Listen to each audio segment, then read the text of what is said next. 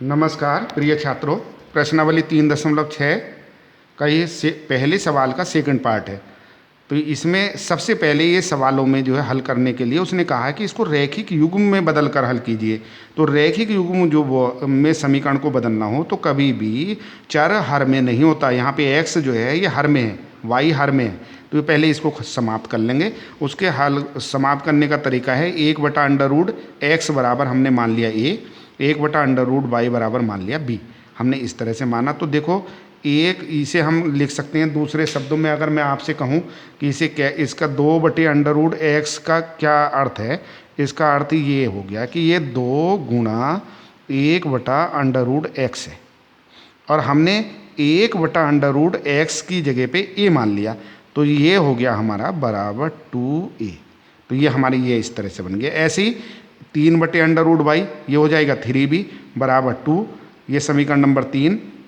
इसको भी ऐसी 4a - 9b बराबर -1।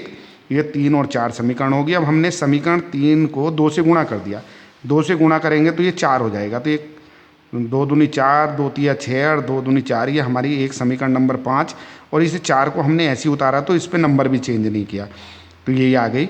अब हमने देखा कि दोनों चिन्ह एक जैसे हैं, तो घटाने पर समीकरण 5 में से समीकरण 4 को घटाने पर लिखना चाहें तो यहाँ पे लिख भी देंगे। और घटाने में नीचे वाले के चिन्ह बदल जाते हैं, तो ये बदल दिया हमने नीचे वाली समीकरण के चिन्ह और ये हमारा कट गया। 4 में से 4 घटाया तो अब ये 6b और 9b ये हो गए, दोनों प्लस के हैं तो ये जुड़ गए। 15b और 4 और 1 5 और b बराबर 5/15।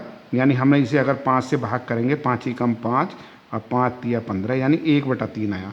इस b का मान 1/3 जो है, b का मान समीकरण 3 में रख दिया। 3 में रखो, 4 में रखो, जिसमें आपका मन करे। तो समीकरण 3 में रखा हमने यहाँ, तो ये 2a + 3 और b की जगह पे रख दिया 1/3, जो मान आया था बराबर 2। और यहाँ पे हमारा 3 से 3 कट गया, ये गुणा में है, कट सकता है, यहाँ पे 1 रह गया।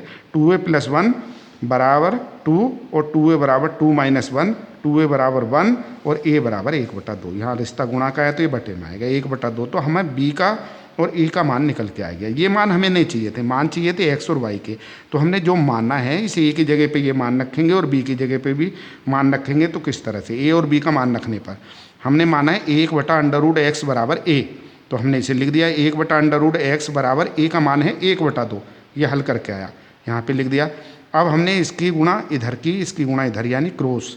तो √x का 1 में गुणा किया, √x बराबर 2 × 2 और ये इधर वर्गमूल में है तो उधर वर्ग में जाएगा, अपोजिट हो जाएगा।